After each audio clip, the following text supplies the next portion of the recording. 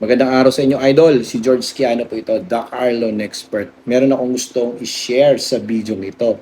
Concern po ito ng aking mga kapwa ahente, na mga kaibigan, kakilala kong ahente, o maging ng mga kausap po ninyong ahente. Pero bago ang lahat, meron muna akong announcement, idol. Okay? Alam nyo ba na maraming lumalapit sa akin? Maraming nagme-message sa aking Facebook page, nais magpa-consult, magpa-advise, maging gustong mag-apply ng auto loan. Pero alam nyo ba na isa pa rin akong ahente? Yes, isa po akong freelance agent na nagbibenta po ng iba't ibang brand. Brand new or second hand. Kahit saang dealership. Pero meron po akong dedicated dealership. Assigned agents sa bawat dealership. So meaning, pwede po kayong mag-apply ng auto loan sa akin. Brand new. Same promo ng dealer, same unit na nakikita po ninyo sa labas, same down payment, monthly, and previous. So lahat ng inclusions na nakapaloob sa loob ng dealership, lahat ng yan ay ma-enjoy po ninyo through the car loan expert. Ang kaibahan nga lang is, syempre, may extra pagdating po sa service. Okay? Hindi extra bayad ha. Extra in the sense of, ako mismo ang magbibigay sa inyo ng proper advice para kayo po ay ma-approve. Ano yung mga requirements na kailangan po ninyo i-provide para ma-present po ninyo ng maayos ang inyong application? Ano-ano yung mga dapat ninyong isagot before po kayo i-CI? Ano po yung kailangan po ninyong i-prepare bago po kayo i-ocular CI? At kung sakaling ma-approve, ma-release ang inyong sasakyan, may additional freebies pa kayo kay the car loan expert, such as quality dashcam, free install, basta in-house financing within Metro Manila. Okay? At hindi lang yan mga ka-idol.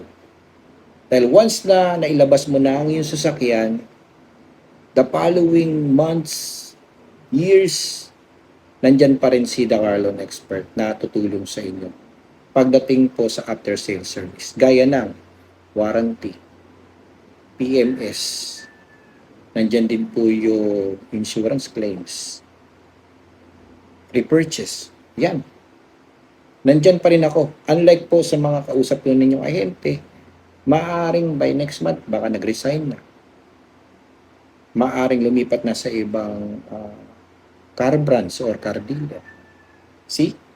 So sa akin, long term. Yun nga lang, meron akong mga assigned agents na which sila mismo ang mag-anticipate o tutulong sa inyo until such na ma-release po ng sasakyan. Kaya guys, I encourage you na mag-apply na kayo ng auto loan through the car loan expert. All you have to do is i-follow nyo ako sa aking Facebook page. Okay? So let's begin na dito sa ating topic mga ka-idol. Concern ng aking mga kaibigan is benta.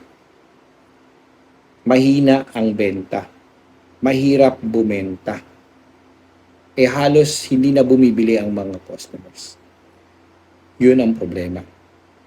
At isa pa sa pinaka malaking problema nila is matalino na ang mga customers ngayon compared nung dati.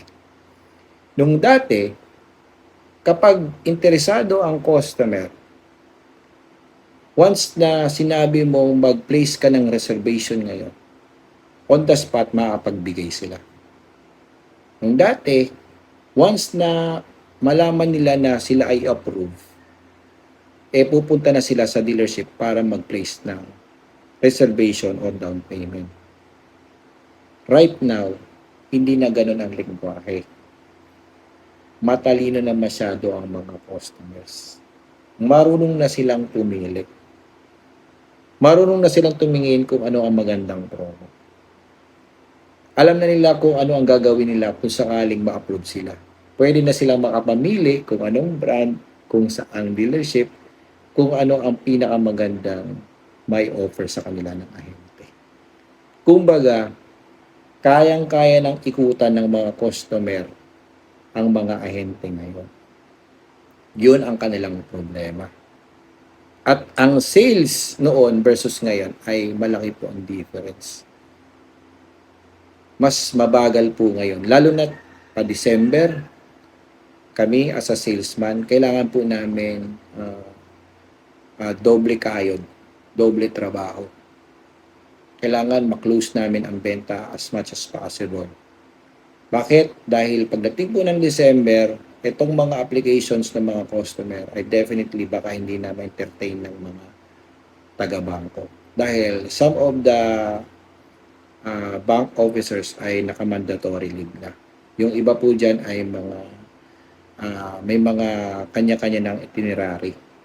May mga kanya-kanya ng inside-outside activity.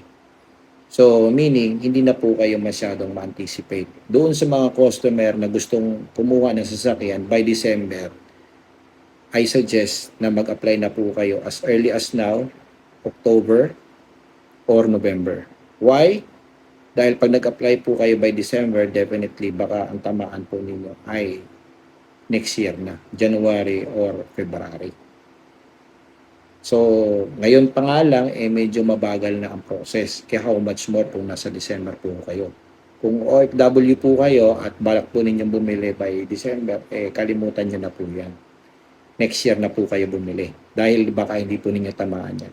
Dahil ang inventaryo po ng October at November ay pinapaubos na lang po yan before po mag-December.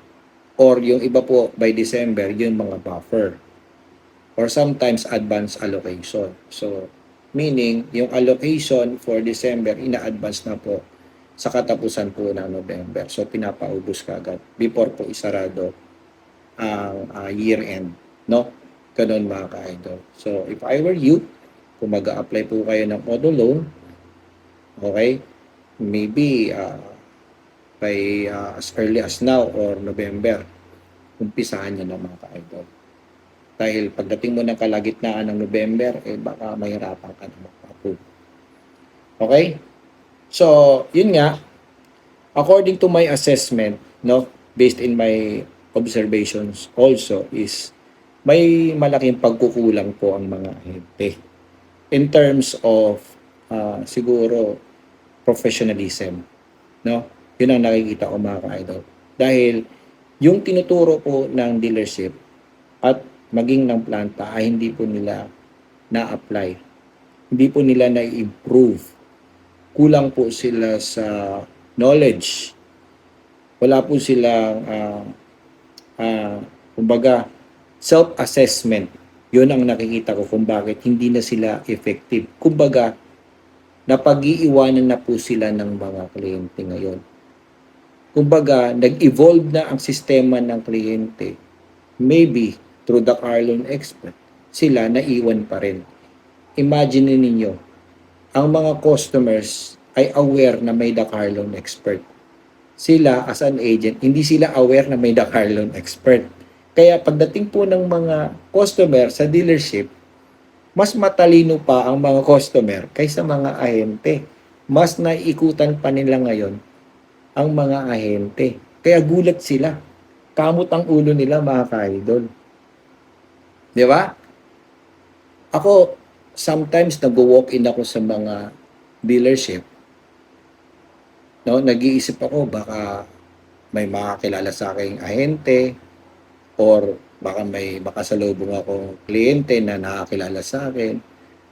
Unfortunately, no, nung malaman-laman ko na mas marami pang kliyente ang nakaka-recognize sa akin compared sa mga ahente. Pagpasok ko sa dealership, they thought me considered as a customer. Buyer. Yun. Same scenario mga ka-idol. What you experience na every time na papasok ka ng dealership, hi sir, hi ma'am, good morning po. Welcome to ganito. Meron po ba kayong hinahanap na unit? Meron na po ba kayong kausap dito? May na-applyan na po ba kayo? May approval na po ba kayo? Narito po ang aming price list. May promo po kami ngayon. Ganon. Di ba? Pare-pareho. Kumbaga parang sirang plaka. Paulit-ulit mga ka-idol. Kung ano ang sinabi sa'yo sa dealer na ito, definitely, paglipat mo sa kabilang dealer, kahit anong brand pa yan, pareho lang rin ang sasabihin. Di ba? Tama ba? Agree ka ba? Yes. Pero yung skills na tinuro ng dealership ng mga planta ay hindi po nila na-apply. Like, yung 6 points walk around. No? Yung tamang presentation ng sasakyan before mo ibigay ang price list. Ano yung advantage ng sasakyan? Bakit sila bibili ng sasakyan sa iyo? Ganon, idol. Dahil nawala yon, hindi nila na-apply yon, hindi na sila effective. Para silang sirang plaka. So, para sa amin, me, as a customer, boring kang kausap.